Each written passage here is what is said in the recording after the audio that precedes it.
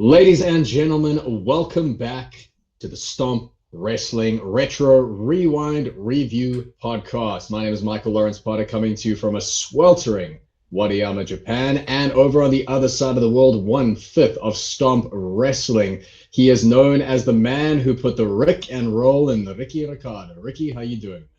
I'm doing good, man. You dealing with the heat, I'm dealing with the extreme cold. We're coming from both perspectives today. Yeah, man, and it's Friday afternoon, about Friday evening where I am, and it's Friday morning for you. And I'm fighting the urge of like cracking open a cold one and doing the podcast like that. But I think in the interest of professionalism, I'm going to keep it sober, unless of course the show gets bad. Which, spoiler alert, yeesh. That's all I'm going to say. Not great. Not great. The best way that I can describe it is that we had a massive party for the Royal Rumble. Like we said in the podcast, it was an imperfect pay-per-view. There were parts of it that were spectacular, and there were parts of it that were pretty much unwatchable. But it was a good time.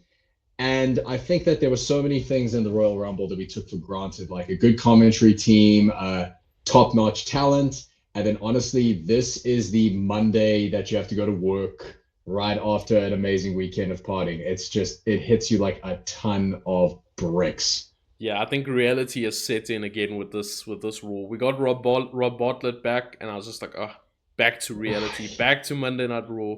Yeah. Yeah. You were kind of hoping that after the Royal Rumble that Vince had kind of like heard this commentary team and gone, okay, well this we got to keep this, obviously. Yeah, exactly. But no, sadly not. So here's a little around the houses of what happened during this time. Raw is emanating the 25th of January, 1993. Top of the charts. Nothing has changed. I Will Always Love You, Sensible Woman. The Rand is 3 Rand 56 to the dollar. On this day, the American Music Awards are held, and they're won by two icons. Both of their names start with an M. I want you to guess who they were. Think 1993, think big icons, both starting with an M. 1993, big. How big? I'm like biggest in the world. I'll give you a clue. One of them is the Queen of Christmas. Okay, so Mariah Carey. There you go. Yeah, how big is the second one? Because I got one name, but I feel like he's too big for this. He's probably who you think. Let's hear it. Michael Jackson. Okay. Was indeed, and this was 1993 when he was only slightly weird and not entirely problematic. Good music. He was always problematic, but anyway. We just chose not to see it. I feel like it was one of those situations where we knew, or at least we had an inkling of what was happening, but we thought, it's not happening. Beat It is such a good song. I don't know if if we can deal with this right now. But anyway, another weird thing happened on this day where 5 people are shot outside of the CIA headquarters in Langley. Apparently it was some kind of domestic terrorist plot, but like no one ever really got to the bottom of it. Very strange occurrence. For any conspiracy theory nuts, I'm sure that they would have a field day with this. Unfortunately, I just do not care. I was about to say, why are you telling us this? But I'll take it anyway. No, because I had to like basically flesh out what happens. It's actually quite strange to look at the news cycles in the early 90s, because I think in the age of digital news, the headlines are getting updated every like couple of minutes. Exactly. Whereas this would be like the week's headlines, basically. Yeah, and you're thinking about it, this is, late January.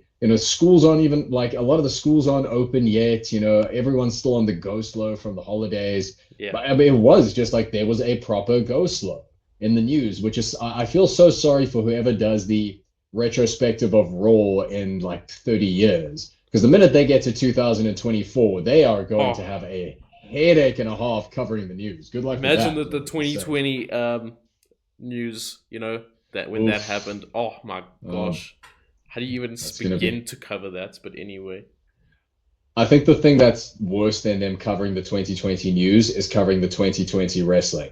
Like they're gonna have to watch the Zombies match. They're gonna have to watch, the empty era Raw. I mean, that's gonna be something.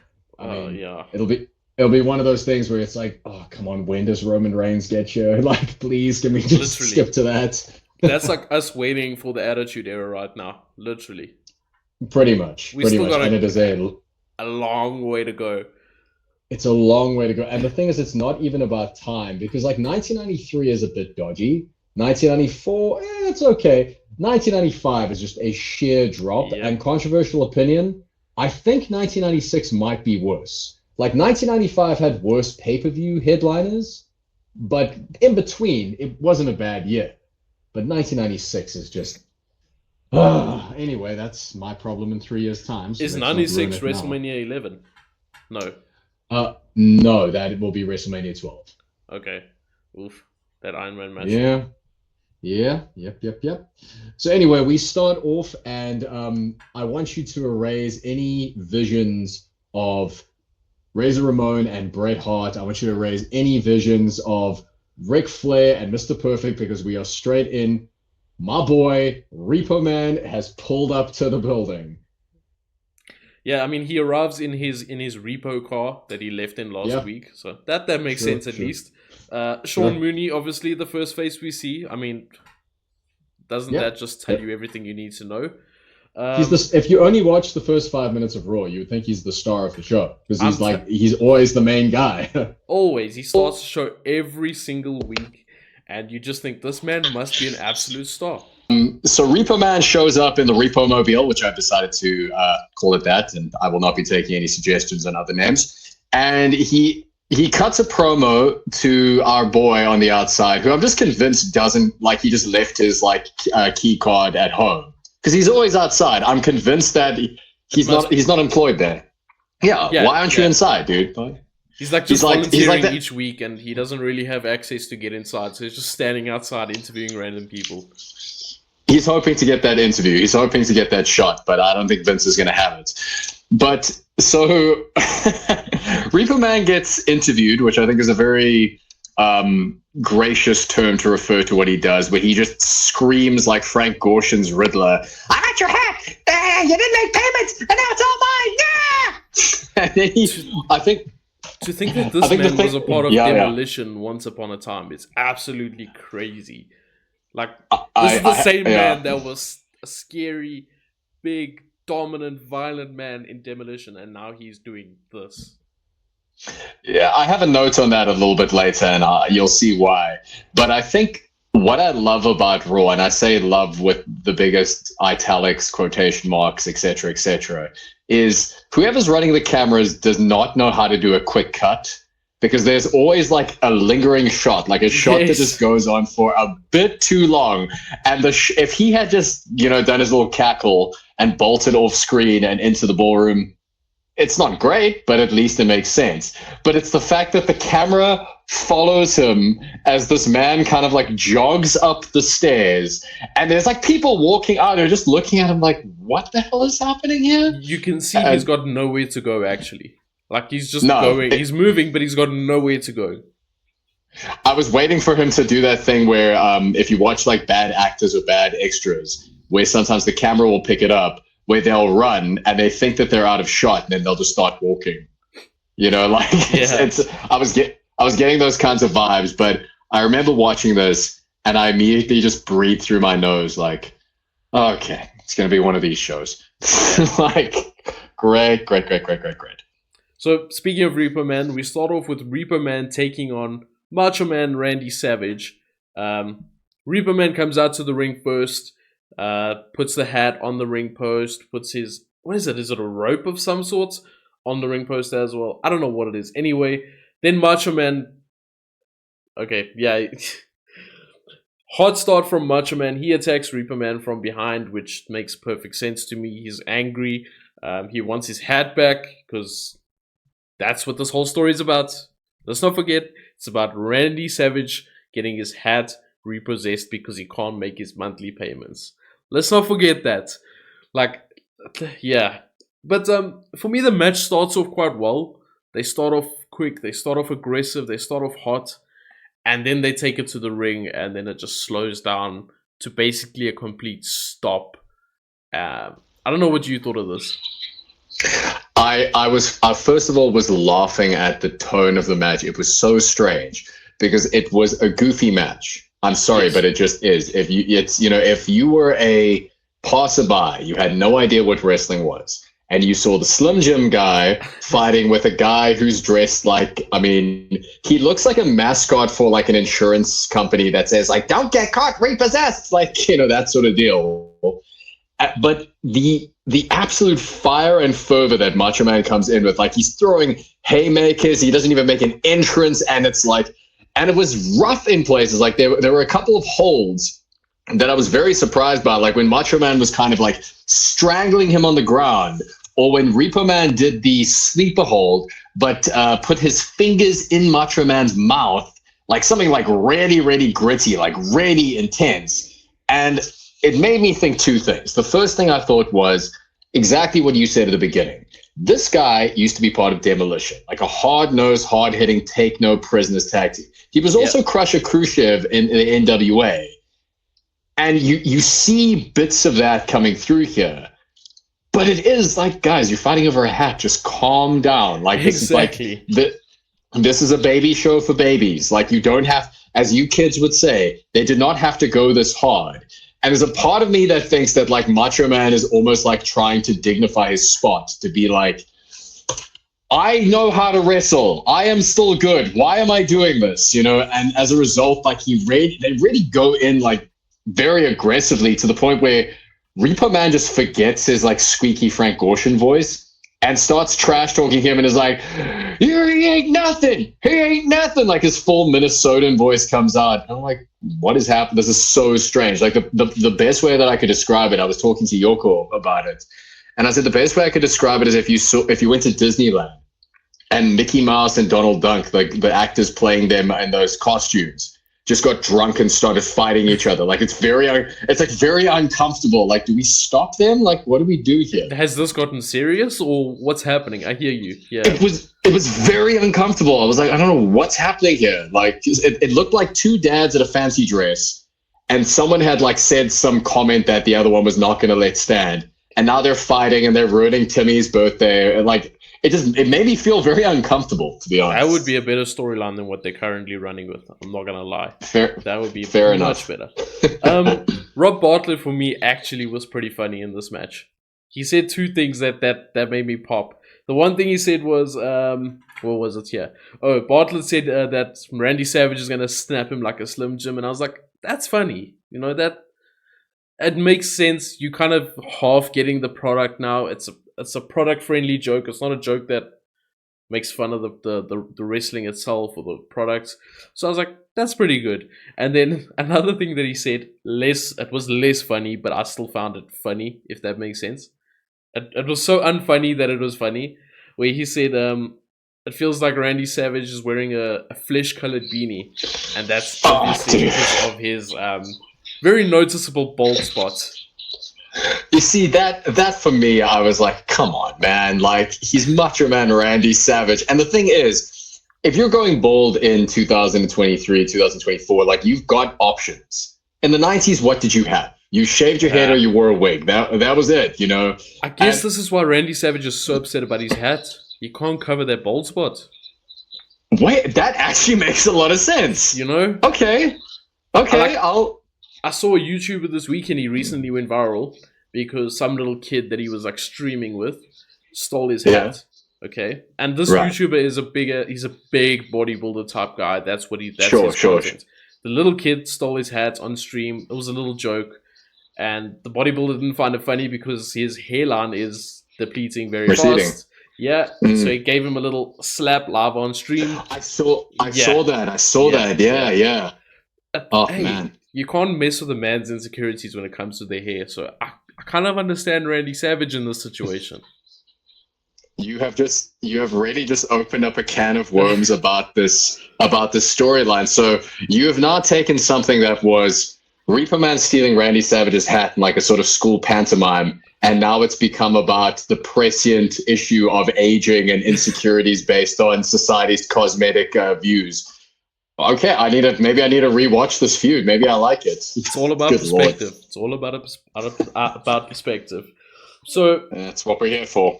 We then end the match with Randy Savage landing his elbow drop. Fairly easy stuff. I don't think there's more we can really say about this match. And we move on Unless you have something else you want to say, but we can move on to the Kamala stuff. To be honest with you, I think that the only things that I could really talk about in this regard was just, like I said, the very rough offense, like the very ugly looking like mandible holds and sleeper holds and stuff. I think something that was very strange in hindsight was they were talking about the inauguration that had just recently happened and how Vince McMahon and Rob Bartlett could not stop talking about how like attractive one Miss Senator Hillary Clinton looked. And I thought, this is very strange in hindsight. Like, this is it actually made me thrill a little bit, but it was very strange. I think that what was also very interesting was Macho Man does have like a 3-move setup to get to his elbow. It's the clothesline, body slam, and then I put here to the second greatest flying elbow I've ever seen. Kairi Sane is first. Like, I'm sorry, Mach, but you know it's true. Like Macho Man in his like, prime was good. I agree. Hey, agree to disagree. I just think that Macho Man has like the image of, here comes a 150 kilo man putting his elbow in your chest. Kairi Sane has, I might be small, but I'm hella pointy and I'm coming at you very fast. You know, so it's different courses for different horses. And then Macho gets his hat back and all is well with the world. And, you know, he's one of those guys that I think that even though he knew what he was doing was bollocks, he kind of like puts the hat on, he points to the crowd, you know, he's playing the hits. And I think there's a part of him that's trying to basically pitch to Vince. I can still go, man. Anytime you want me to, I can still do this. They did miss a trick with this match by not making it a hat on a pole match. I'm not going to lie. Well, bro, he was still writing for the magazine at this point, bro. He hadn't become a bookie yet, bro. But let's not get onto him just yet. We got a lot of time to get onto him in the future. The next note that I had was I really hate Vince McMahon saying it's coming. I just hate that. I just hate that so much. Something about it's just off-putting. It's terrible. But what he's referring to in this regard is WrestleMania 9. It's coming. From Caesar's Palace, the car park. And did you know that it is the family entertainment capital? I was like, are you sure about that? Wait, a casino is the family entertainment capital? He said, Vince McMahon, that is, said, Las Vegas, Nevada, the new family capital of America. I'm like, hi, have you been there? I don't know if it is. I mean, like... Do you take Shane and Stephanie there? Is that what's happening? I mean, that would explain all of the therapy that they need, but it's just, I mean, I understand that you're trying to like pitch like WrestleMania from Vegas, but like, why would you go for family capital? Like, I did some research to kind of see if the city of the state of Nevada and the city of Las Vegas were trying to do some sort of tourist push. They do it every couple of years where like a city will try and rebrand itself as something like, we're the city of something. And I couldn't find anything. So this just looks like something that Vince decided. And I mean, I don't know, man, like pretty much like Las Vegas is cool, but if I had kids, I think there would be 120 places before I take my kids to Vegas. And I think like Thailand and like, you know, most kinds of like disheveled places would be top before we get to Las Vegas. Las Vegas is great, but it ain't for kids. Do you think he's trying to encourage that because he knows his audience is very kid friendly? So in order to actually sell out WrestleMania, he needs to encourage the fact that your parents, you can bring your kids. You know what I'm trying to say? Vegas is a safe place for your kids. Do you think he's trying to push that narrative? I think I read something that kind of said that this was a very interesting WrestleMania for Vince, because I think for the longest time, there was a card that basically necessitated, you got to go to WrestleMania because you have to see Hogan versus Andre. You got to see the tournament. You've got to see, like, there was always a reason. But I think this was the first year in which is the model that he kind of went on for years and years and years afterwards, which was WrestleMania is the attraction. Yeah. Like the whole spectacle of WrestleMania is the attraction. And it's one of the first times that there was also like a big spectacle. There was an overt theme. Like the whole thing is, you know, based on the Roman Empire. How many times do you think of the Roman Empire? We can officially do that meme now. But But it was one of the first times that he was like pushing for a theme, pushing for the spectacle of WrestleMania over and above, there's a big match. And I don't know, like for me personally, I think that this direction that he's going in, it's going to be interesting. That's all I'm going to say. In hindsight, it was a good idea. In hindsight, because like right now, think about how big WrestleMania is right now. That's massive. That's true.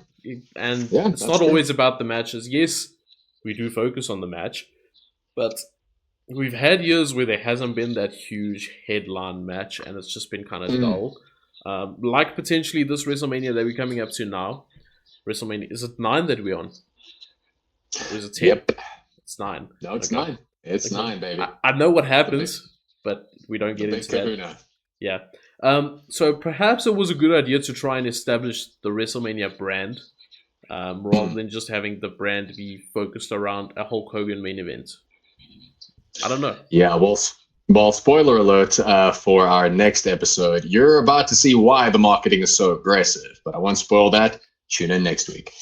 Anyway, so then we go to our next match, and I felt very uncomfortable here because I understand that the gimmick was from Memphis, and I understand that it was the performer's own autonomy that pushed this gimmick forward.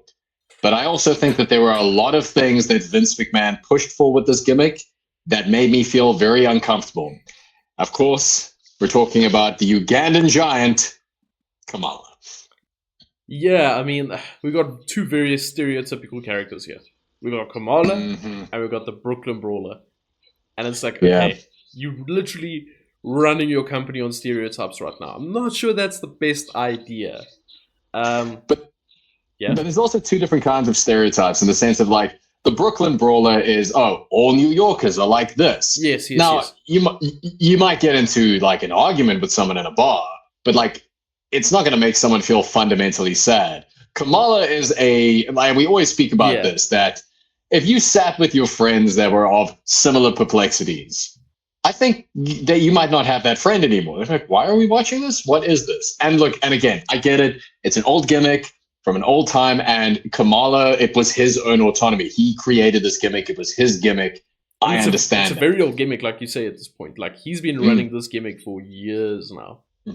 Yes, I think since, I could be wrong, but it was either early 80s, it might even be late 70s. Yeah. From Memphis, like I think it was even like, I think he went through Texas. Like Kamala is one of those, like he's very interesting in that, you think about the stats that Kamala's had. Like he's faced Hulk Hogan, he's faced Bryan Danielson. I was about to say. Which and it was a pretty good match. Like it's a pretty strange. Well, that's just proof that Bryan Danielson can have a match with anyone. Kamala and good match do not go together. But Bryan Danielson, a good match goes with anything. True. But yeah, anyway, so we got the Brooklyn Brawler and we've got Kamala, and I mean it's exactly what you would expect. Kamala, lots of shoulder charges, lots of very, very stiff looking clothesline. Brooklyn Brawler those just chops. like those the chops. overhead chop. I hate those chops. I have a love-hate relationship with them because I mean when I'm kind of just sober and chilling, it's terrible. But you can imagine a bunch of wrestlers drunk in a bar. 100%. They're either doing that or Great Khali's chop, like over and over to each other. Yeah. But one of the spots that made me cringe was the very, very slow sort of stink face into a very, very slow bonsai drop. And I thought, whatever Brooklyn Brawler is getting paid, he needs to be paid more. Slapping the moon on his belly did make me like giggle, but it just made me go, you're sure, feeding why into not? the stereotypes, Michael. Yeah, it's like, yeah, sure, why not? Like, it should be fine. Then Kamala does his usual spot of something that he did since Memphis, which is, okay, I've knocked this guy out, but oh no, I don't remember how to pin him because I'm stupid, because I'm from the jungle, which just is, it's like a problematic sandwich. Just the more you bite into it, the more problematic it gets. And I mean, look, it's big pantomime, it's big show business, pointing to the crowd, like on his back, on his against the ropes, like it's, this must have killed in the 70s, this must have killed in the 80s. by the 90s, I have to imagine that it was already getting a bit like hack. And watching it now with modern sensibilities, I mean, this is the kind of thing that I would see at a South African flea market show, and that is not a compliment.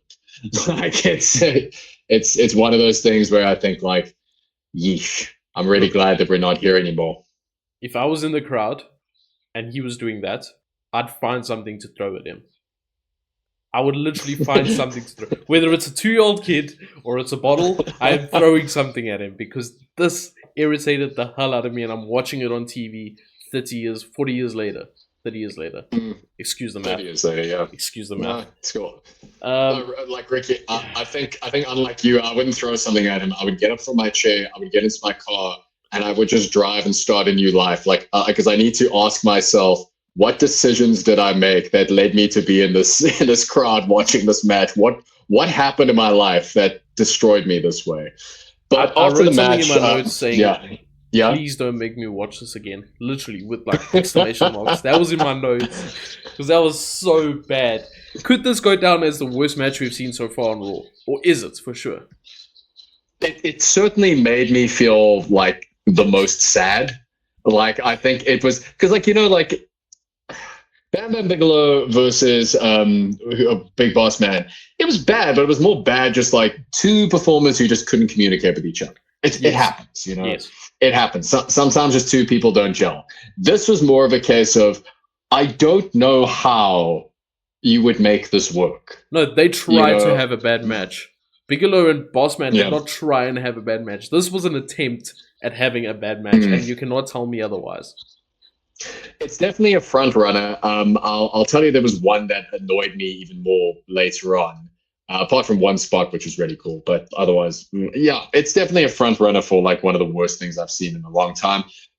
One good thing that I really liked was Slick got to cut a promo, and the thing is, like for me, I missed out on Slick that whole era, that whole golden era, Hulkamania, early '90s. Like I missed that completely.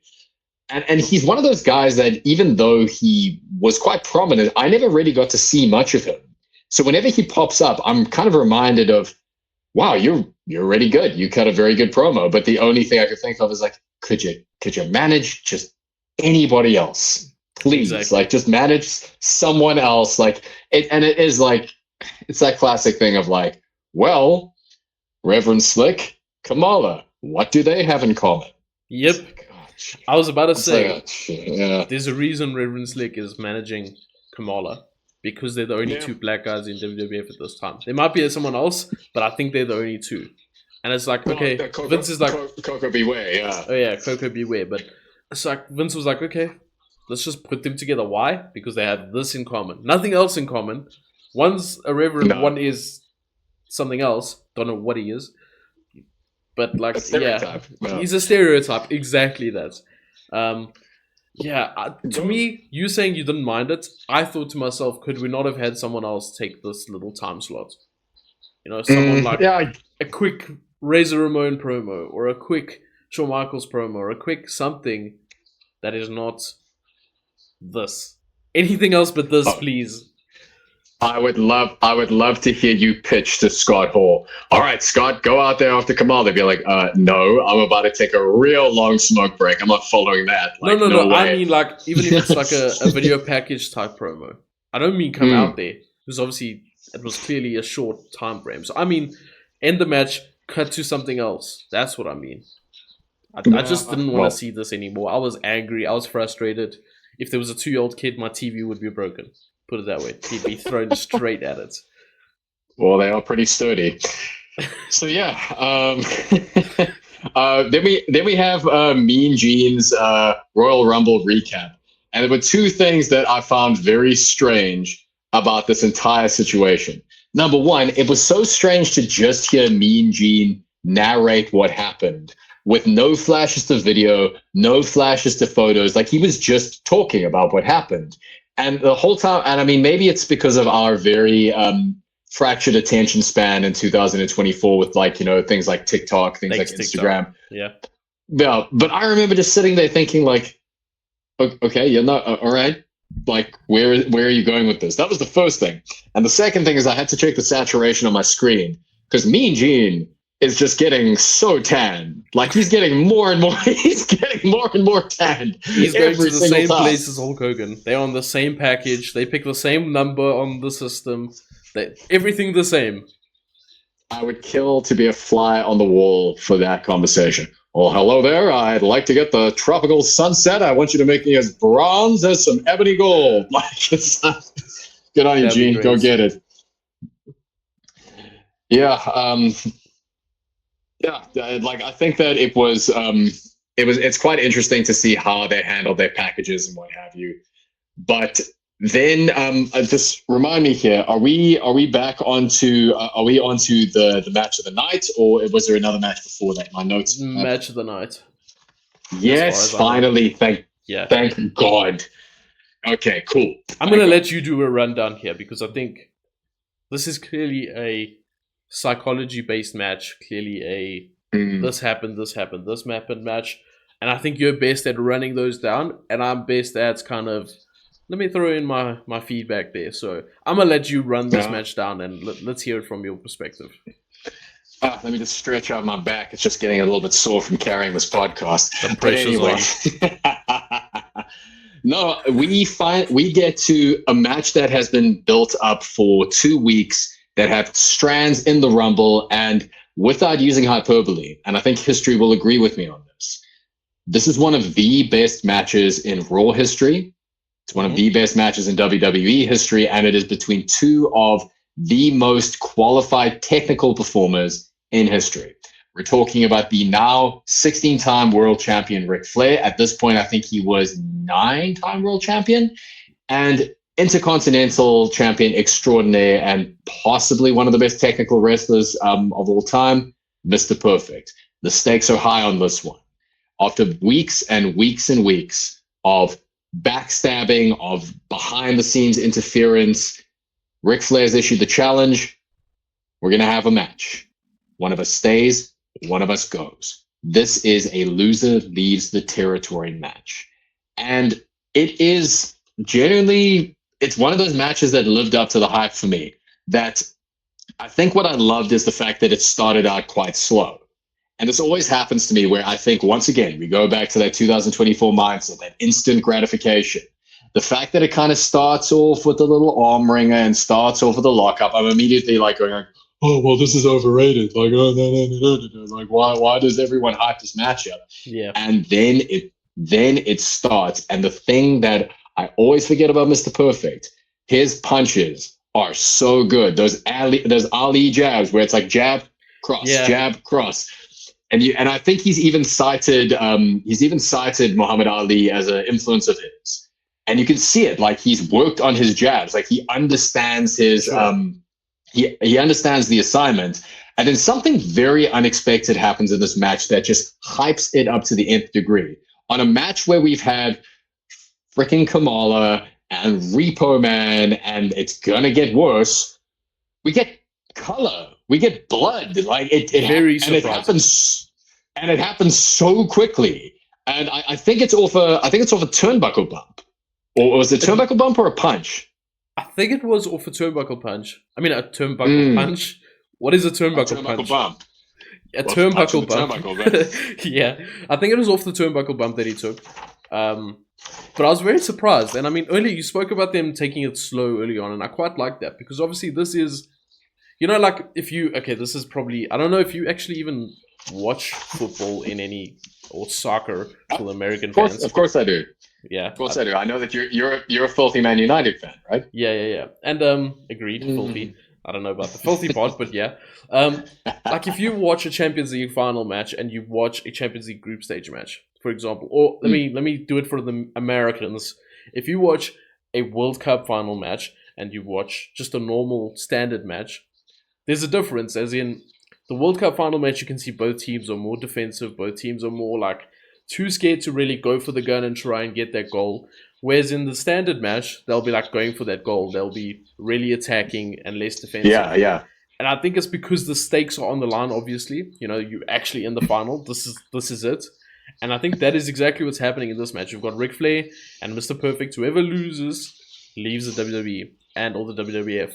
And I think that it shows in the beginning. They're very sensitive. They They're kind of scared to really go in there and maybe make a mistake, and then all of a sudden you're locked in a figure four, or Mr. Perfect lands the perfect plex, and it's done. So I kind of like that psychology of it in the very beginning of the match. No, absolutely. And Bobby Heenan actually draws attention to it. And Bobby Heenan, once again, he's doing the classic patting his head while rubbing his tummy, like he's doing like three things at once. He's acting as a character in it, of a character who is going to be affected by the outcome of this match. But he also perfectly encapsulates exactly what you said in the psychology of the match, where Vince starts going on about, I think that these two competitors are being a bit restrained, a little bit of they need to be like a little more reckless. What did he say? A little more reckless abandon is necessary for success. And Bobby Heenan, to your point, exactly, he says, no, because when you do that, that's when you make mistakes. And when it comes to these kinds of competitors, it takes one mistake for them to capitalize, which is exactly what I saw. What I love about this is that this was allegedly heel versus heel. And again, it's classic. Yeah. I think Mr. Perfect was pretty much a face at this point.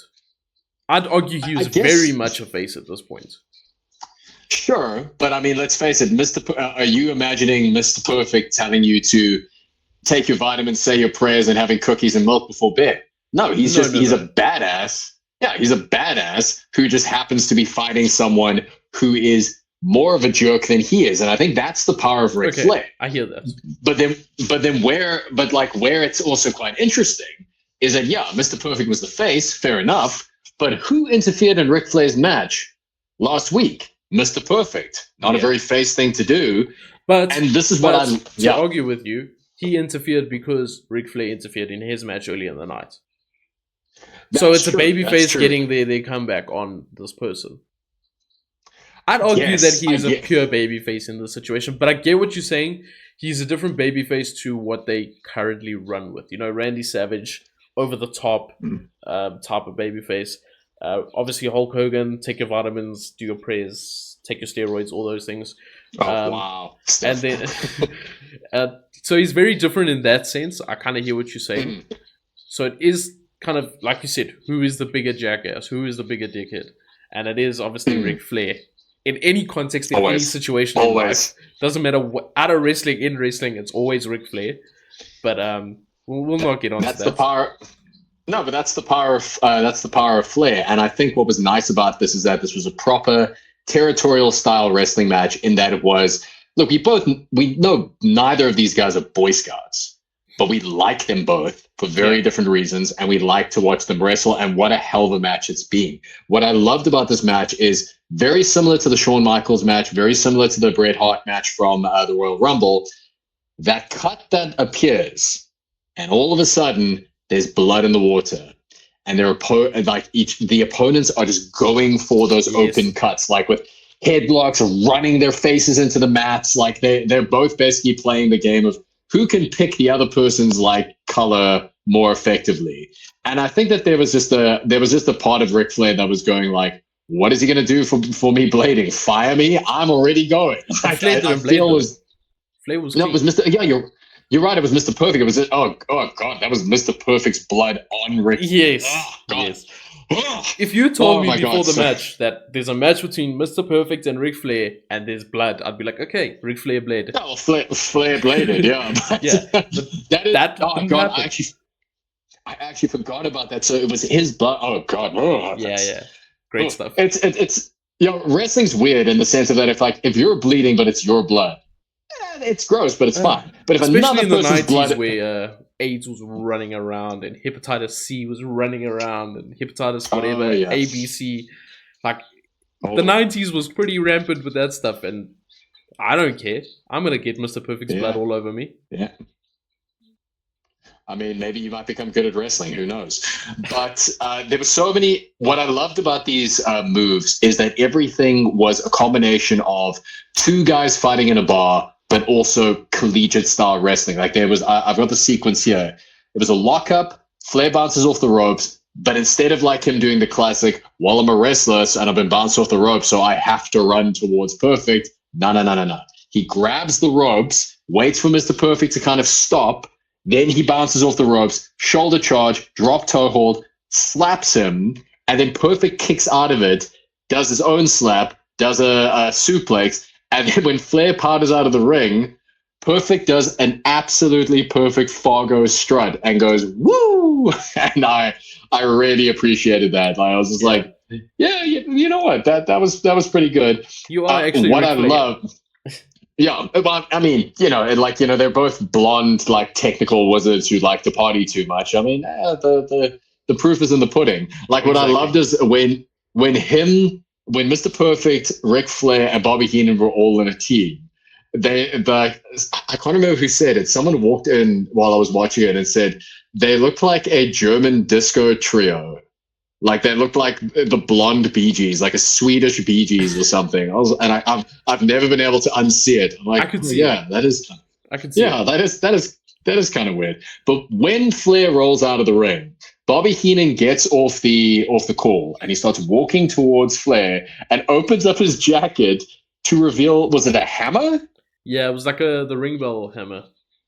Yeah, it was the ring bell hammer. And Flair takes like one look at him like, dude, be cool. No, like I'm not, like that's not how I'm going to win here, which was a very interesting nuance because I don't know whether it was Flair kind of saying, I'm going back to WCW. I'm not doing any of this goofy cartoon stuff.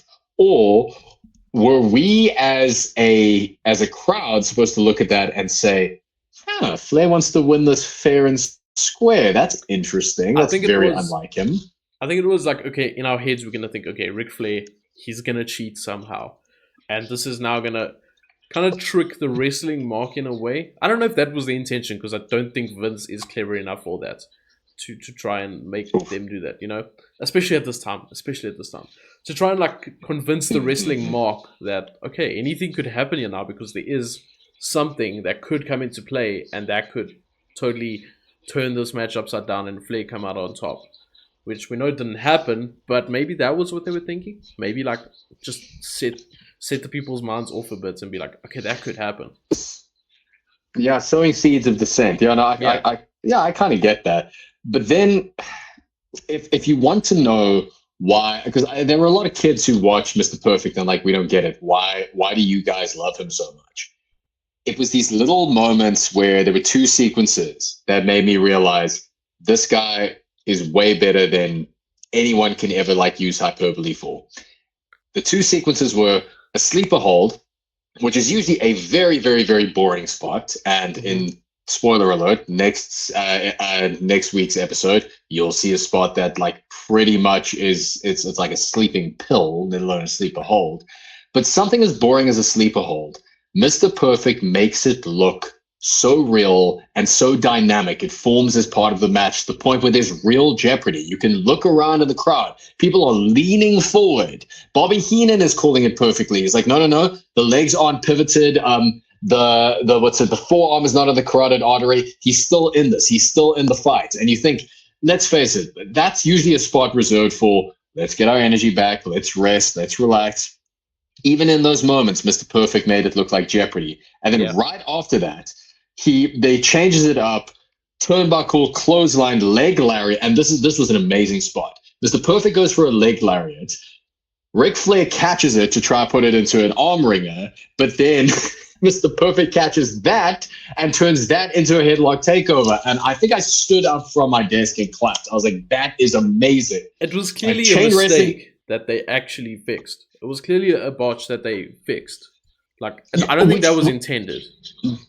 Which made it look so much cooler. Agreed. Because like it's if you're watching it as a crowd member, you're thinking, oh, they made a mistake, but then Mr. Perfect capitalized on it. If you're watching it as a wrestler, Mr. Perfect changed direction and chain wrestled in mid-air. Crazy. And I just thought like, oh my God, like that is insane. And again, and I know I keep saying this about him and Razor, but I will say it again. Why is the belt not on him? I don't understand. Like, what was the stopping point there? This is a bit of we fast forwarding into 2024. Did you watch Ospreay versus Phoenix? I did. Obviously you saw the spot where Ospreay was going to do his usual, like, I don't know what it is, where he like does that backflip type of thing and then he picks it up into like a tiger driver of some sort or something. Yes. And he actually botched it somehow. He like somehow got hooked onto Phoenix's head, And instead of doing the full flip, so he kind of got stuck onto Phoenix's head, had him in like a, I don't know what you call it. He ended up swinging him into like an air raid crash type move. And then he said afterwards, I saw something where he said he didn't want to land a normal like air raid crash type thing. So he flung him around again and landed like turned it into like a Falcon Arrow type of move. I don't know what it was. Right. But it's the same concept. What happened was they were doing something, running the ropes of some sort, supposed to do something, didn't quite happen, but they turned it into something else that was even better. That's what I'm trying to get at.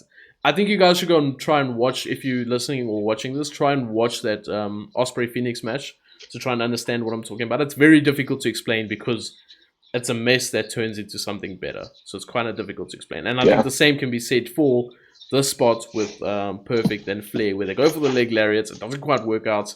They do some chain wrestling, and it's even better.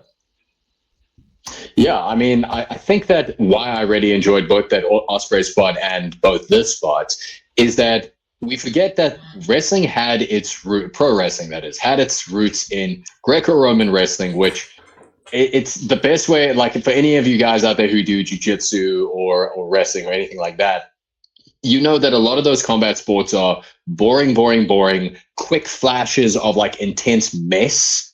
Yeah. And then boring. And this is one of those examples of just intensity, quick hands, quick reflexes. And I think in a more heated exchange, or maybe with less talented professionals, there's no way in the world that spot works. But Flair and Perfect, I mean, that's, you know, you've got two technicians who could probably have a match with a brute. And I think that not only to not mess up the spot, but to also turn it into something like spectacular. I mean, it's just testament to their absolute talent. So then after that, now Flair has done enough of his drop toe holds. He hasn't been working over the leg, but he's definitely been targeting it. And he goes for a rope-assisted figure four. And I think what was like so interesting about this was that it's the sense of jeopardy. Like Ric Flair always wrestles in like a bit of a desperate way because he's a heel, you know, like you don't want to see, unless you're like a monster heel, you don't want to see someone being all conquering. You want that sliver of, oh, you need to win this. And he's creating that jeopardy. He's creating that sense of like, I don't want to leave. And Mr. Perfect is really good. I have to do everything I can to try and get out of this situation. If that means cheating, well, then muzzle top. And what I loved was you know what? Bartlett got into this match, and it was very impressive to see.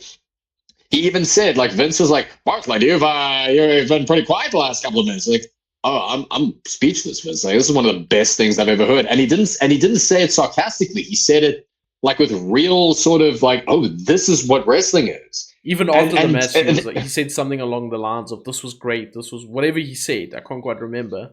But you kind of like made me remember after the match, he said something along the lines of like, this was a really, really good match. And I was like, damn, respect, Bartlett. This shows that people don't want to see the silly Reaper Man, Randy Savage, Kamala, Brooklyn Brawler stuff. This is someone who has been making fun of this product for 4 episodes now, finally getting a taste of what real wrestling is. Yeah, rightly so. And I think something that was really cool was, you know, he started getting into it in the same way that like someone who's not interested in wrestling will kind of get just sucked into it because something makes them feel. And one of the things that I loved was when Flair was doing the rope-assisted figure four, Bartlett started going, the ropes! He's got the ropes! And then he was like, shut up, Bartlett! And it just made me think, oh, you didn't care a few minutes ago. Exactly. And now you're in it because that's how it works. It's one of those things that when people say, I don't really like wrestling, wrestling's stupid, it doesn't make sense. For me, my rule was always this. There is one match or one performer that is going to change the way that you look at wrestling. Agreed. Like there are always going to be certain matches that you show people and say, I know you don't like wrestling, but check this out. And honestly, I think this would be one of them because everybody knows Ric Flair. And I think that you add Ric Flair, you add a good technician like Mr. Perfect, you can kind of see why people would get like, suck it into this. But after the figure four gets broken out of, you can see that Mr. Perfect is absolutely exhausted. But you can also tell that he's been watching his old territory tapes and he's been watching his All Japan tapes, because he starts to lock into some fighting spirit. And it is one of the best spots I've ever seen, where Flair, who is now frustrated and angry that he's throwing everything but the kitchen sink at this guy and he will not stay down, he puts him in the corner and Flair starts chopping him down like a redwood. Yeah. But instead of recoiling in pain, despite the fact that he is in immense pain, Perfect just stares at him. Dead-eyed stares. Flair chops him. And Mr. Perfect starts walking forward like Frankenstein's monster. Like, I'm in pain, but I am so focused. I need to beat you. And Flair's chopping and Perfect's walking. And all of a sudden, Perfect has his, like, fire-up spot. But then, just when we think that Perfect is going to finally get one up on Mr. Flair, what's his nickname, apart from Space Mountain? The dirtiest player in the game. And what does he do, Ricky? He pulls out, I don't know what it was that he actually pulled out. On commentary, they said it looks like a pair of knuckle busters or whatever, but it looked really different. It looked like, I don't know what it was. Could you see what it was? I thought it was knuckle busters. I thought it was the William Regals. But he pulled them out of his right knee pad, which actually makes a lot of sense because he did a few knee drops. And Mr. Perfect sold them a little more extraneously than usual. And it clicked for me. But that's the thing. It was only after the fact that it clicked for me. I'm like, oh, you diabolical monster. And the two of them knew it. And I don't know whether it was the two of them chatting over some cocktails before, or if it was like Flair dropped the knee and Perfect was like, what the hell was that? You know, but Flair knocks him out with some brass knuckles, just as we think that this is Perfect's big comeback. And then we think, all right, well, this is it. It's done. Obviously. It's done. Yeah. And one of the best almost 3 counts I've ever seen, because it wasn't like a big heroic kick out and it wasn't a big heroic clenching the ropes. It was a dazed man, probably like in kayfabe, concussed. Ric Flair's covering him. 1, 2, but then the referee turns. And Mr. Perfect just flicks his leg onto the rope. Just the most tired, desperate, like, this is the last bit of energy that I possibly have to give. Just that little flick onto the ropes.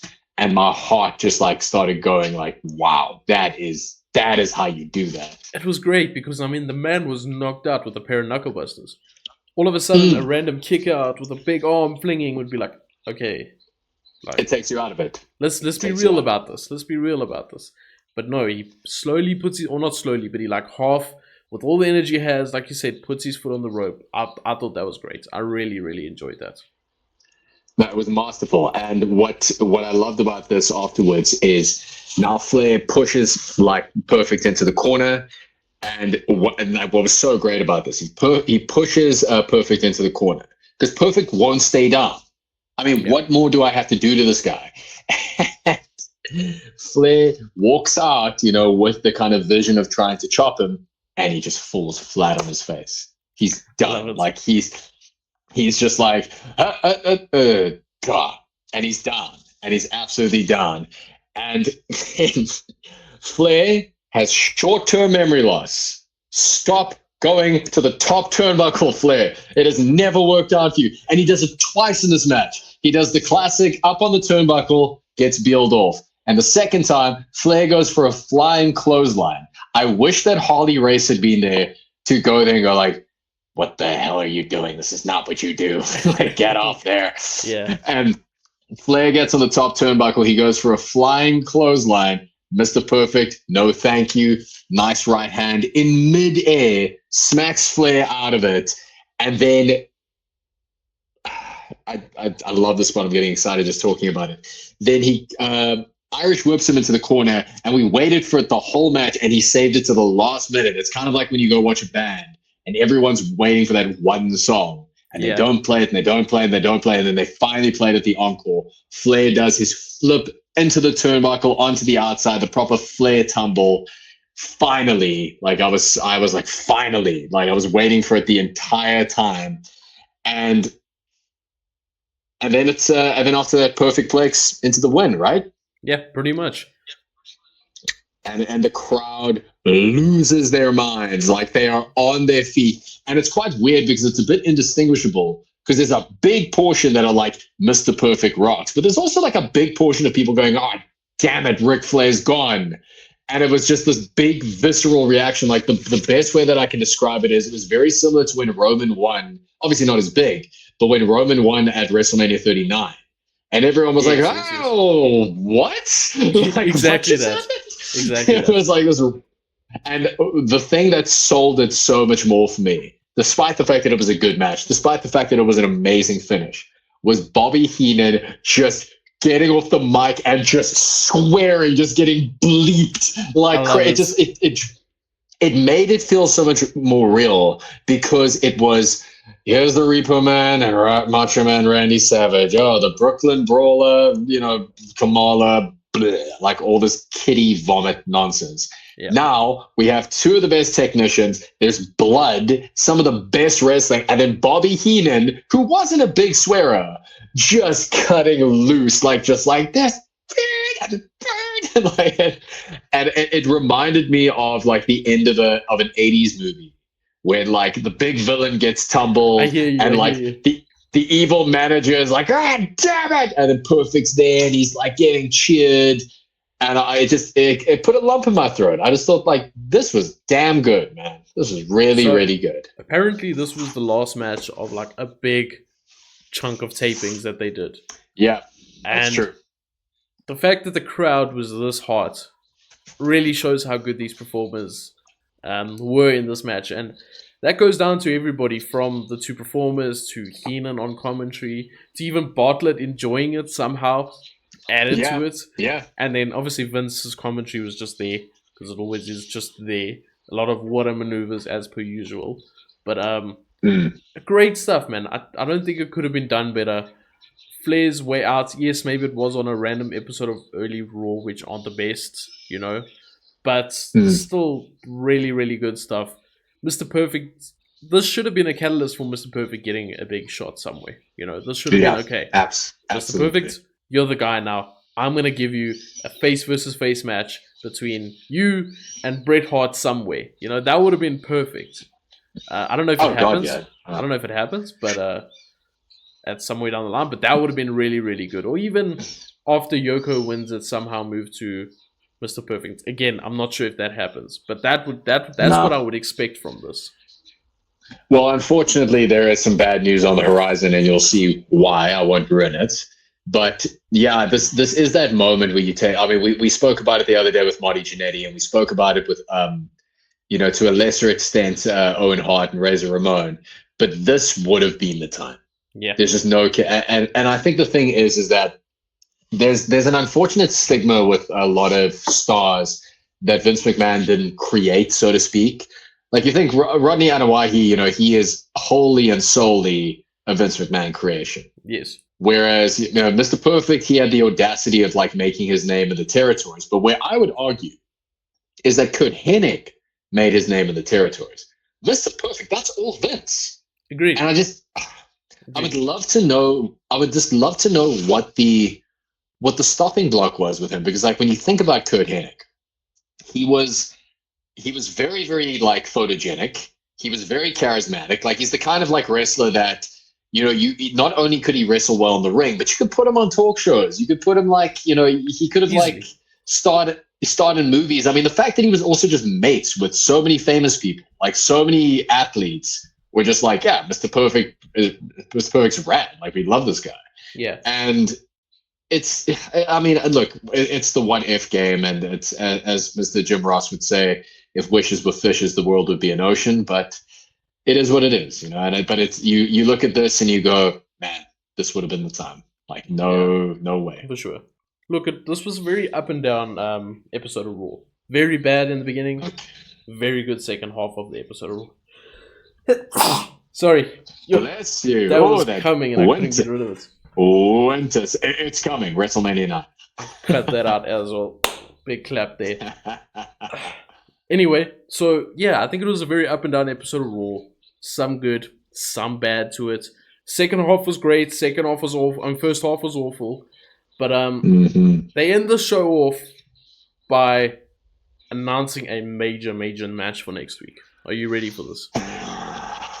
Yeah. The match we're all looking forward to after just watching a classic between Ric Flair and Mr. Perfect is, drumroll please, I'll do my own drumroll.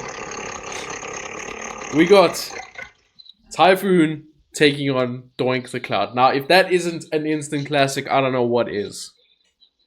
Be still my aching heart. Like the best way I can describe it is it's like you go to a music festival and Metallica's just finished off their last song, and they're like, stick around afterwards because it's like the retirees djembe band practice, and just spoiler alert, they have not practiced. And you're like, oh no, why wouldn't you just end with Metallica? Like, Exactly. What is this? Exactly. So boy. yeah, we'll get into that next week. Any last words from you, Michael? Honestly, I think anything at this point is going to be superfluous. I mean, Ric Flair, Mr. Perfect, unbelievably good match, and it was a diamond in an otherwise very dark episode of Raw. I think that it unfortunately is a sign of the times that we are going to get these little pockets of technical brilliance in between the sort of cartoon nonsense that's kind of fighting for airtime. And yeah, we're just gonna have to see how it all plays out. But I mean, I can't say more about this match. I really enjoyed it, and I guess we'll see where Ric Flair ends up, and it will also be very interesting to see Mr. Perfect's trajectory from here on in. Agreed. With that being said, I enjoyed this match. Nothing else, like I've already said, and we'll see you guys next time. Take care.